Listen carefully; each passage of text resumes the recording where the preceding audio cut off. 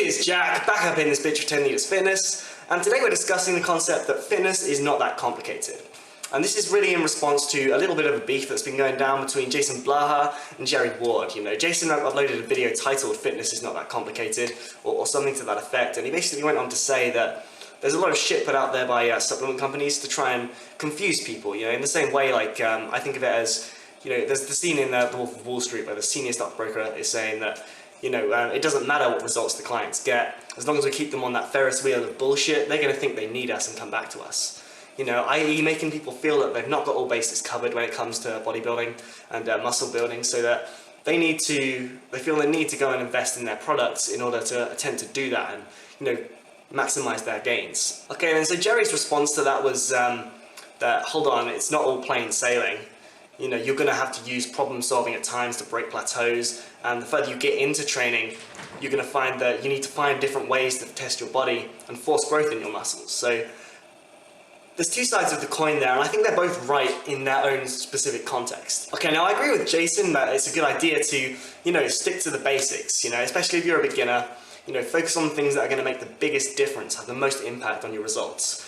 And it's a good idea to, you know, stick to those and find out what they are early on when you're being bombarded by this information from the industry telling you need to worry about things like meal timing, you know, the quality of your protein, you know, the glycemic index, which really don't have that bigger effect. You know, it's almost non-existent effect in comparison to things like macros and ensuring effective training. So it's important to sift through the bullshit, and when you do that, you realize that what it takes to make gains is really not that complicated, right? Effective training, hit your macros and recover properly. That's about it.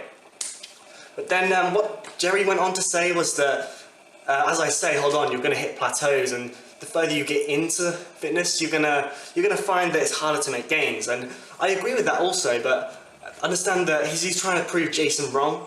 He didn't really do that, because what Jerry's talking about is experienced trainees. Okay, people who've been in the gym 4 or 5 years and are running out of ways to test their muscles to force growth in them. Now, of course, for them it's not going to be so simple, but that's not who Jason was addressing.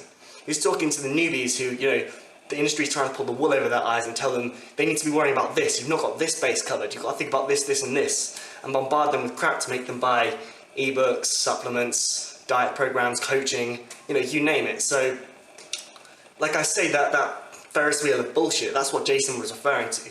I have to say that I'd probably take Jason Blaha's side of this debate, you know, even though they are both right in their own regard, because, you know, coming back to the statement, fitness is not that complicated, you know, on a base level, no, it's not. And a lot of people that go looking for this information are going to be newbies, you know, like, people with experience in the game already know if it's complicated or not. You know, people getting into it don't want to be told that they have to worry about this, this, this, and this, and it's not going to be beneficial to tell them all that, because, you know, I see too many times people going off and chasing things like, you know, making sure they eat every 3 hours, making sure that, you know, they only eat high GI carbohydrates within half hour of their workout, trying to get the anabolic window, and things like that. It's just bro science and things that are perpetuated by the industry to sell products that they take seriously. And, you know, that's understandable, because once you get into fitness, you think the industry is your friend. You know, they tell you, oh, we want to help you make gains. Have you considered this? Have you considered that? When in reality, they just want to exploit you for money. They want to, you know, capitalize on the fact that you don't know what you're doing and what is actually important and what's not.